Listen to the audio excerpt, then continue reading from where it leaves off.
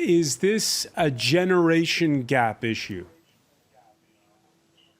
It might be, not really. It's mostly a social gap between a more liberal, upward-looking people in the cities and probably some less developed parts of Romania, which are mainly rural and where people depend on the state for many, many things. So we have to understand the complexity of this electoral map.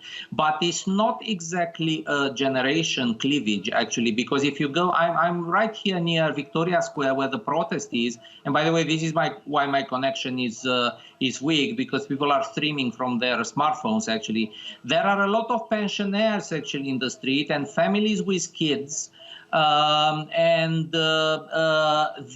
pension and the minimum salary has just been increased by this government in January, actually, and the students' allowances were increased. But this doesn't stop people from protesting, because beyond that, they care about principles and they don't want to be lied, and they understand this thing that anti-corruption is important. So this is actually a protest for principles, not for material gains, and it's across the spectrum, I would say, at least in the big cities of Romania, but in an increasing number of them.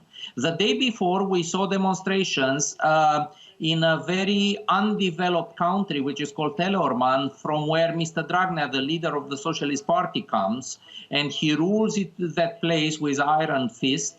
And for the first time after the fall of communism in Romania, there were protests in the small town, actually, capital of that county, which is a sign that we have a civil society everywhere.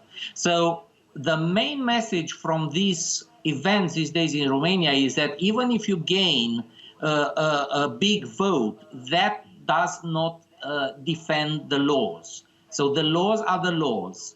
And the judiciary and the lively society fights back. You have your own right to rule, but you have to have limits for that. And the rule of law, you cannot trample over it.